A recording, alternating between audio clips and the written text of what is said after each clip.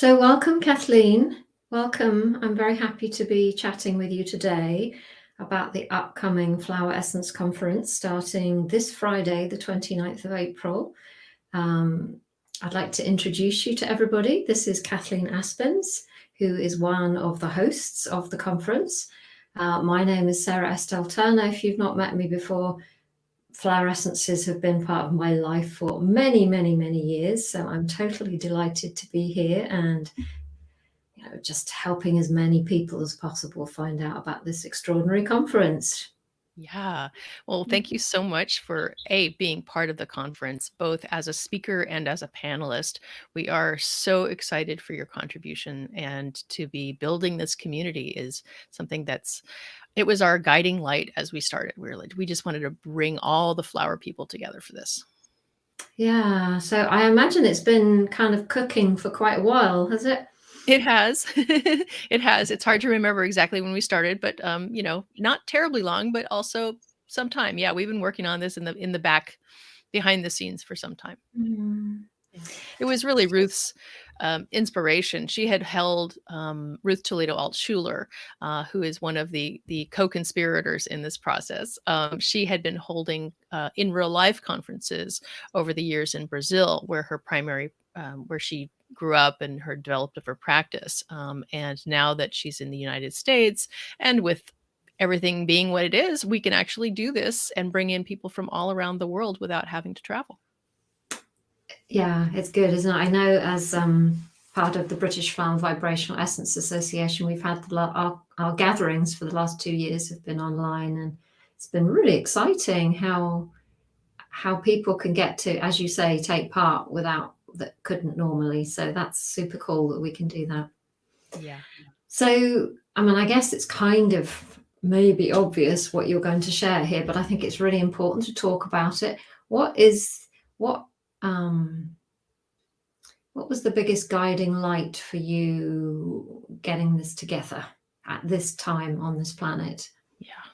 Well, in our process of discussing what our theme of the conference would be, we really wanted to speak to the sensitives, because we've had a really intense last few years, as I'm sure everyone has noticed. And those of us who are sensitive are especially impacted by everything going on, I mean, culturally and socially, and, just the worries that have been kind of part of our lives for the last few years. And as sensitives, what can we do to support ourselves to become more resilient? And part of that conversation is talking about becoming more trauma informed. It's becoming a much more awareness that our trauma experiences early in life impact us in the now, and working with essences to help support ourselves to overcome that and to heal that is something really vital. Absolutely. Yeah. So I think for many of us, certainly for myself, and I guess it's a normal part of healing, and especially people that work with nature have some kind of sense of this, that when we're going through it in the acute stage, we have to kind of like almost bypass it, because otherwise we wouldn't get through it. So I personally almost feel that, I'm not sure we are out of it at all, actually, but I feel as if I'm starting to get a little bit more clear on how much it did affect me. Yeah. Yeah. That I, Like you say, in the moment, you can't process it all because you just have to survive. You got to get through. yeah. So early this year, I was like, yeah, actually, I'm depressed, Yeah.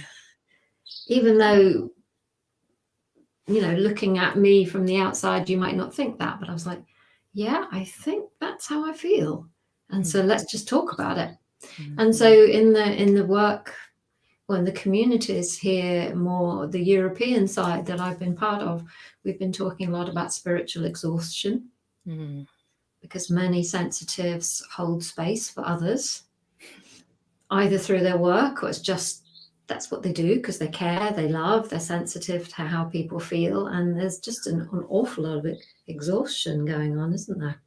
Oh, 100%. Yeah. It's being an empath is something it's both a gift and a superpower, but it can be draining if we're not, if we're always having to manage it a little bit. And it is a skill set that you have to learn over time. And sometimes we do get a little, well, it's not even really being blindsided, because it's just like, this has been an extraordinary event that we've lived through. So it's, how would it be possible not to be a little tired and a little depressed and a little, exhausted after it? And what do we do about that? How do we support ourselves? Well, what tools do we have? We have tools to help ourselves get through and to really come out the other side, being the bright, shiny beings that we want to be. Yeah. So as part of the conference that starts this Friday, you have, I believe, how many speakers? Oh no, the numbers again. We have 22. I'm gonna reset my screen to the main screen, which has the count of, we've got 33 speakers. 33. Okay. 33 speakers. We have 22 sessions, which are talks, good long content talks by people such as yourself. And so each one of those talks is a standalone piece of a deep dive into the topic, whatever the speaker has brought to us. And when we built this conference, we asked every speaker to speak to this particular topic in this moment. So it's all really new content that's very specific to where we are in this moment. And then we have 6 panels. So we're doing live Zoom panels where people can join, attend, take part. We're hoping for a really vibrant chat where we're going to be fielding questions to our panelists. And you're going to be on our panel on Monday. Yes, I am indeed, on building community, which of course you know so well. Something quite dear to my heart, yes. As an Aquarian through and through, I tend to kind of just navigate towards the community side of things. Yeah. So I'm excited to be part of it. And I remember when Rakana first got in touch with me, I was like, that's so nice. Thank you for the invite. And I said yes, and all the rest of it. And then when I saw the details, I was like, oh my goodness, look at all these amazing people. So you have some really well-known people taking part, don't you? Yes, we had such a beautiful response from the people we reached out to. It's been just a joy to have everyone just be so eager to be part of this. We've got a wonderful benediction from Patricia Kaminsky that anyone who signs up, and they can watch it right now. It's sort of this opening blessing for the conference. And then we have a special with Julian Barnard, which was just a treat to be able to sit and talk with him about sensitives and how Dr. Bach's legacy of helping sensitive people as a sensitive himself. And of course, Julian, also a dear sensitive as well. But it just goes on and on. You just have to kind of, log in, check, or, navigate over there, check it out, and see all of the incredible speakers. And I know from your home country, we have Sue Lily as well. And it's really a big event. It's really formed into something beautiful, in this beautiful kind of essence bowl that we're all gathering around.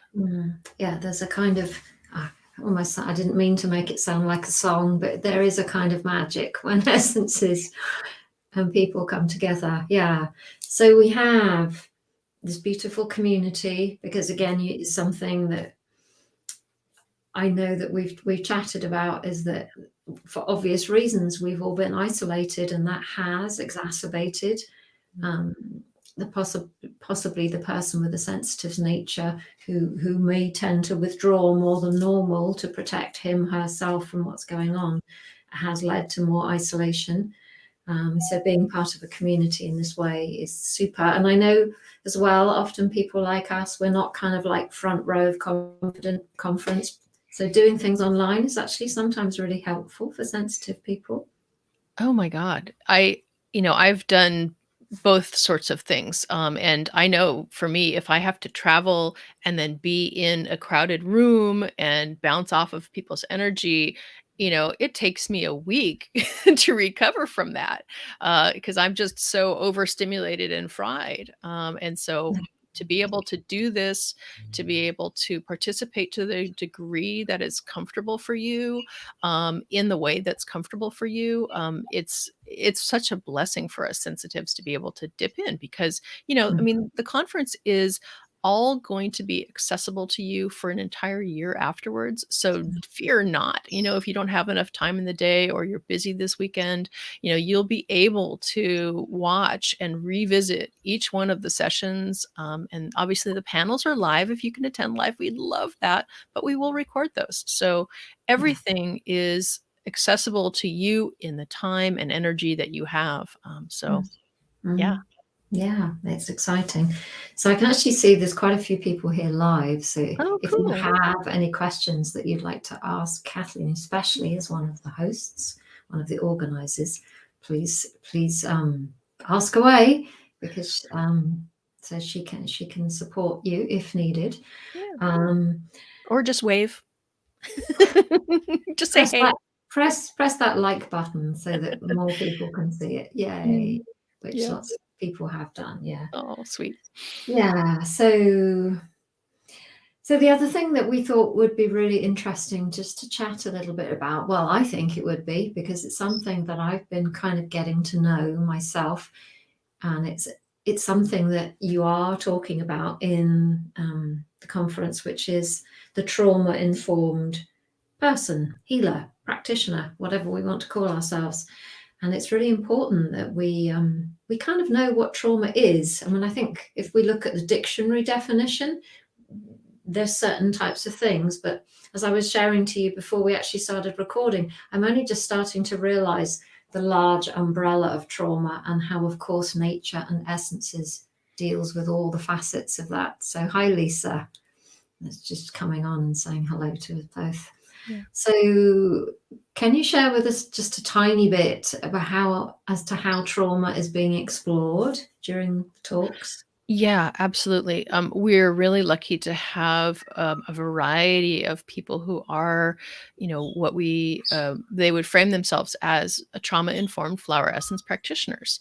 And I believe that more and more, and this is one of our emphases, what's the word, of the conference, is to become more trauma-informed, to be more aware of what's going on in the client's life experience and in our own life experiences. Because unless we've taken this deep dive into recognizing how and my birds are saying hi, my parrots always have to get involved. As long as we don't recognize that these traumas were part of our experience, we may not realize how much they impact and color our experience now.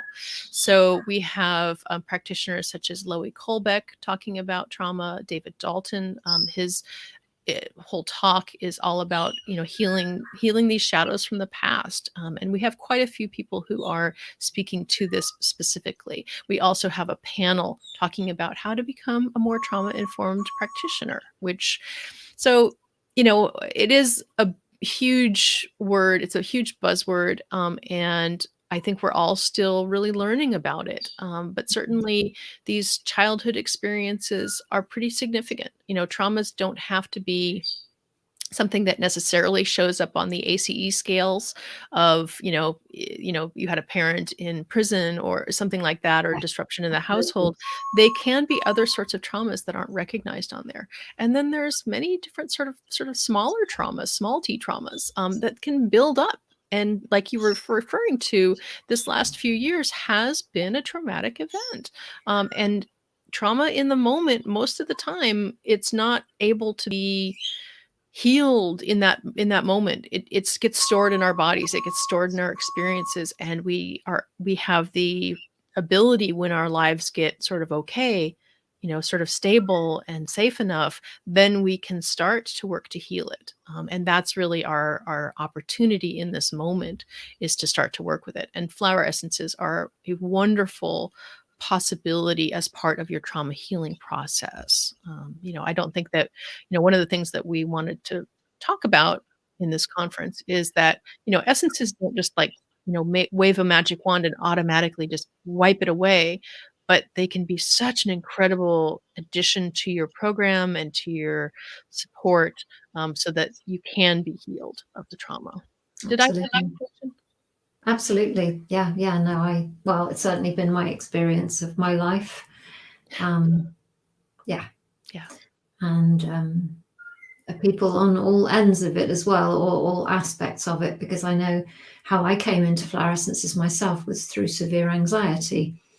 And although the situation that we've been living through has impacted me, as I shared, I have no idea how it might have affected me if I hadn't done the years of supported work that I have with essences. Oh my God. I mean, as a cult survivor myself, flower essences saved my life. I mean, no joke, saved my life. I don't know. I wouldn't be here. Yeah. Totally. So, a lot of us who are deeply involved in the flower essence world are trauma survivors.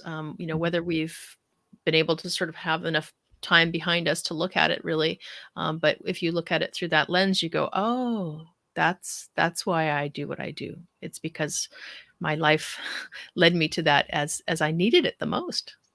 Yeah. Yeah. Well, I'm super excited that essences are starting to take more center stage now. Yeah. And I think part of it is just because we can do all this work online and know that we're not alone, because when we kind of like, if I was to go out into my local town now, people would go, flower, what? What's that? We kind of think that nobody knows about them, but there are so many people who have used essences for years and years and years and years. And so it's so nice to meet everybody, isn't it, in this way? Isn't it the gift of the internet, of of the platforms that are available to us now? It is such a gift. I mean, we've all spent a little too much time on the computers in the last few years, but then again, if we didn't have them, and to be able to reach out to people, I mean, we're getting people from literally all around the world. I'm watching these registrations come in, and it's like, oh my goodness, yay! We've got somebody from Greece, and we've got somebody from, it just the country list is it's really beautiful to see that people can connect, and then they can be a part of this, and that they can, we're going to further the conversation. We are so excited to keep this momentum going. Yeah, well, it will be lovely to see what comes from it, although we may not know all of those things, but it will be like, a beautiful flower that's being starting to bud, and there's going to be ripples going out all over the place as a result of everything you've done. So thank Well, you. we're going to blow the dandelion seed during the conference, and That's the the one. dandelions are going to go everywhere. We've had them shooting all over the place here today. Exactly. Actually, it's that time of year. Yeah. Mm. So I'm very happy to be sharing a tiny bit of my own story, how trauma really, I'm only starting to realize affected me was through self-worth. If you look at my childhood, it was pretty standard, no seemingly bad things happening, on the kind of trauma scale. But I realized as I grew up that there was an awful lot that had been passed down to me through my mom and my grandma, and it wasn't their fault, obviously. No. But I'm happy to be talking about how I think that's the main thing that essences have helped me with, is just reestablishing a sense of why I'm here, and that it's okay to be here, and it's okay to share what I do, and it's okay to have a voice, and it's okay to talk about this kind of thing, even if some people think you're weird. Isn't that wonderful? It's so, because we're in this safe place, we're in this community of flower lovers. We do not feel like weirdos. We do feel like, oh, people really get us.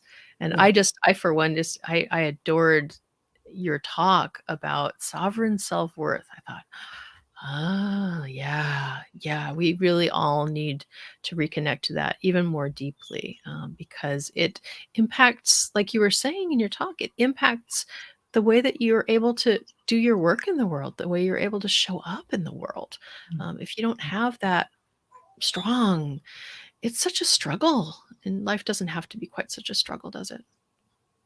No, No, definitely not. If we use flower essences, we'll have that there. Yeah. So Lisa's agreeing with us, saying that having just had the most challenging 6 months, flower essences have helped me through and been such a support along the way. So yeah, Lisa's a Findhorn flower essence expert. So then we have some Findhorn energy coming in. Oh, how lovely. Thanks, Lisa. Yeah, lovely.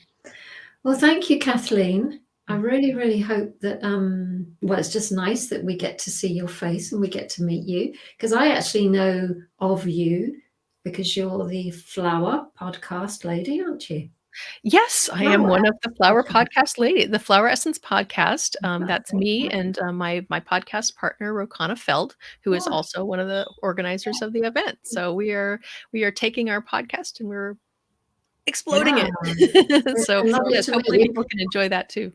Yeah, absolutely. Because that's how I know your names. Mm. And I was like, oh, wow. So I get to speak to you and meet you now, which is really, really nice. So the link to join is all connected to this video, wherever you're watching it. And I'm certainly very much looking forward to the weekend and to catching things on the replay and live when I can. I'm really looking forward to being part of the panel on Monday evening, for me, Monday evening. Yes. Yes. And all that information is on the site. So just, swing across the link and check out the depth and richness of the offerings. Yeah. Including yours. Absolutely. I mean, yours is going to be, it's so exciting. And the panel is going to be great. Yeah. Woo-hoo. Yeah. Really nice for us all to connect. Thank you so much, Kathleen. Thank you. And thank you everybody for watching. And we hope you enjoy the conference should you feel guided to join us. Thank you. Thank you, Kathleen. Bye-bye. Bye.